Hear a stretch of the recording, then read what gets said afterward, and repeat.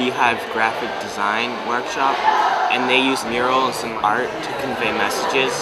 The mural that they showed us was of mountaintop removal, which basically destroys entire mountains because they take off all the dirt off the top of the mountain and then they put it in a valley, so it destroys the valley and the top of the mountain.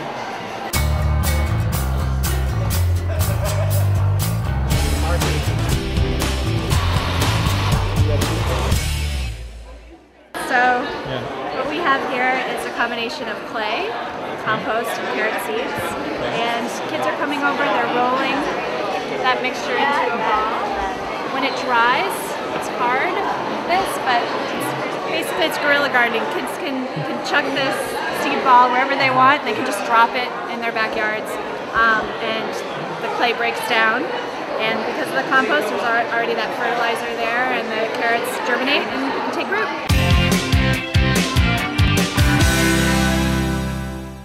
We're not even as happy as we could be. We're at war, we're causing climate change, and we're doing it for a way of life that doesn't even make us purely happy.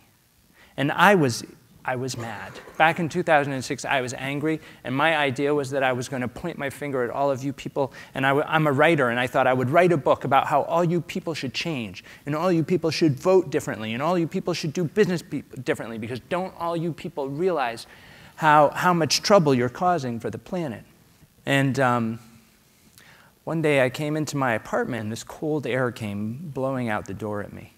And it was because I had left both air conditioners on all day long because I didn't want to wait for the apartment to cool down when I got home. You know, I didn't want to wait 20 minutes for the apartment to cool down. And at that moment I realized that if I was the type of person that would leave my air conditioners on all day long, right?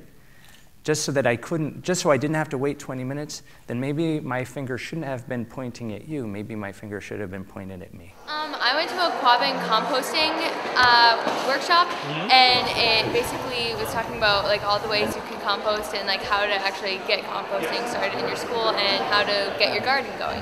I went to farm food, so it just told us the history of school lunches and how commercial purposes have driven fast food to be a very big part of our lives now. We want to thank Holland Bevan for what we're about to do next. He suggested, and we know it's true, that everyone tends to remember and care more about something that they've actually worked on.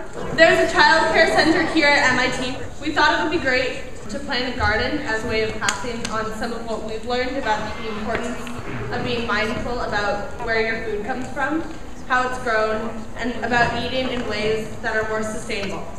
So in a bed like this, we'll start and we'll put these in pretty close, like maybe like this far from the top. There's some lettuce in there too that we're going to plant. Basil also gets pretty tall. So it actually, they smell like chocolate.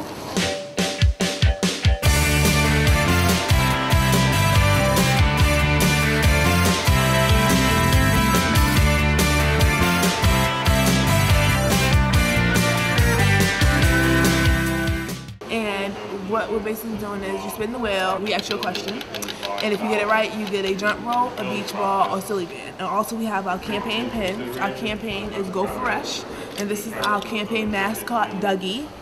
She is an apple. So what we're basically doing is just promoting that we want to change our Boston Public School lunch menus and make it healthier, tastier, and just more delicious. Tomato soup. Fresh tomato soup, what a bold choice. See how this rich, savory dish almost flaunts its robust accents of red tomatoey flavor. Now that's how to demand attention. Take that, McDonald's. Move over, boring burger. This healthy vegetable alternative is a great answer to lunch as usual. Friends, Romans, Caesar wrap lovers, it's time to render unto Caesar that which belongs to Caesar. This spectacular dish has set its sights on some of the tastiest, freshest ingredients ever brought together in one delicious wrap. Olay and holy guacamole, this burrito looks so good it's not even decent. See how the rice seasons the tomatoes, glimpse the tasty beans and lettuce peeking out from their warm embrace. And that grilled chicken is so fresh it should be slapped. The delicate touch of the sour cream, shamefully decadent, but we aren't complaining. With lunches this good, everyone's mouth will be watering.